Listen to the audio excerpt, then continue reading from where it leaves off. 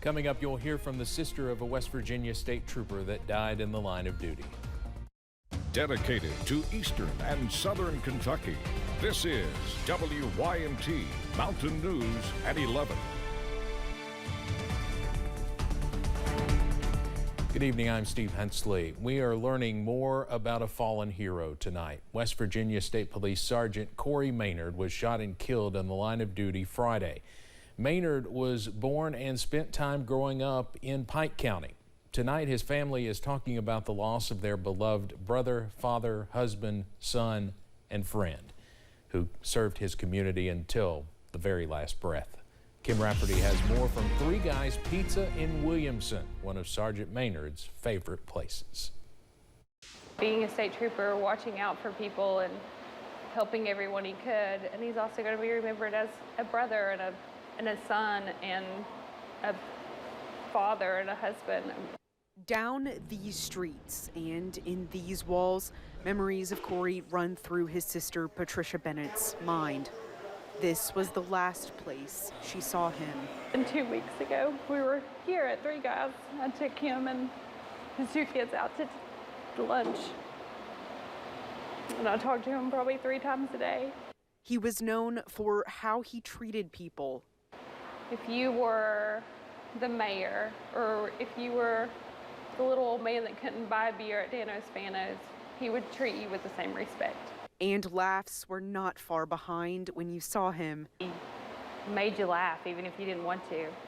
He did the best Sling Blade impression you would ever hear in your whole entire life. The father of 2 children, a husband, and a leader in law enforcement, Sergeant Maynard turned the blue lights on and rushed to the scene of a shooting where he lost his life in the line of duty. A lot of people have said he's a leader. He's a leader in Williamson, and he's a leader in the community. With what happened on Friday, is that his character? My brother was the first one there. That's totally his character. He would, if he could do it again tomorrow, he would have, to protect those boys. And it's tough because they're grieving too, but they're also reaching out to us to make sure we're okay. Patricia says Corey worried about if his children would be okay. If you could say something to him, what would it be? That I love you, and your kids are going to be okay. And so will Mom and Dad and Sarah. I'm going to miss you. Here are the arrangements for Sergeant Corey Maynard. His funeral service will be Wednesday at 3 p.m. at Mingo Central High School. A visitation will be held before that, beginning at noon. The procession will leave Mingo Central High School and travel on to King Cole Highway, Route 65 and 52 and 119 North, and end in Chapmanville, West Virginia. A new law affecting perpetrators in officer-involved shootings in West Virginia took effect on Sunday, just 2 days after Sergeant Maynard's death. Cassie Johnson's law steps up the penalty for those involved in a first responder's death. In the case of Johnson, prosecutors had a difficult time proving that her killing was premeditated. The Charleston police officer had responded to a parking complaint when the perpetrator pulled a gun on her. After a struggle over the weapon, Johnson was shot. While prosecutors could not prove that the perpetrator had planned to kill Johnson, they won't have to next time.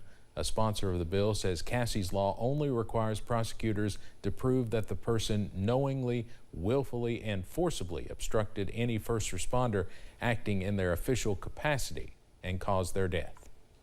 I think laws like this just reinforce the fact that we're going to protect the men and women who serve our communities.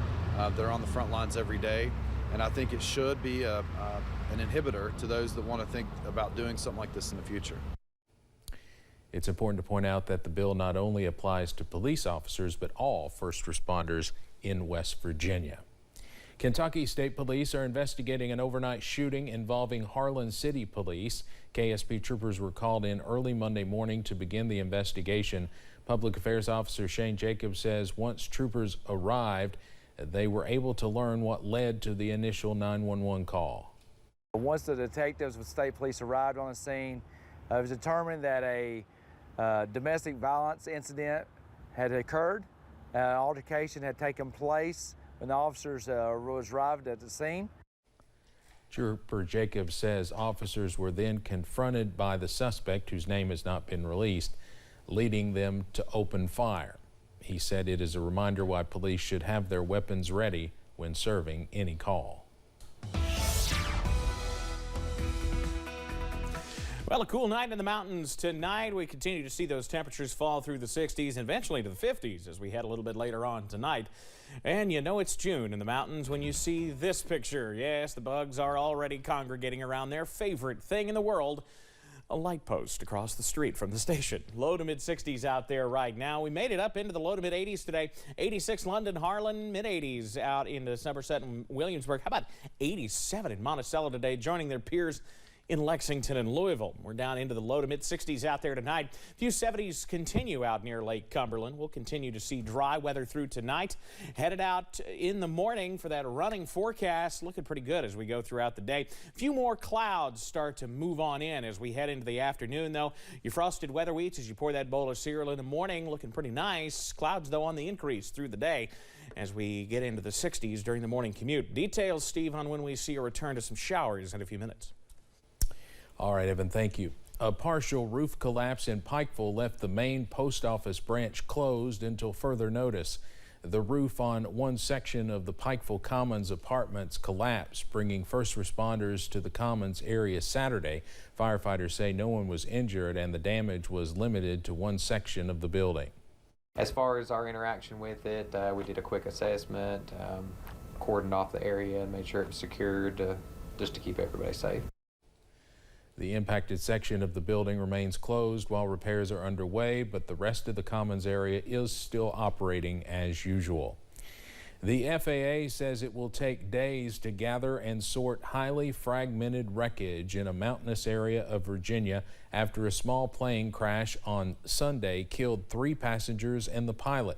The crash happened after military fighter jets scrambled to intercept the plane after it entered restricted airspace around the nation's capital. CBS's Natalie Brand has more from Washington. Federal investigators are working to determine what caused a small plane to crash in a wooded area in rural Virginia, killing all 4 people on board. We spent all day today looking at the wreckage. It is no longer distinguishable as an aircraft.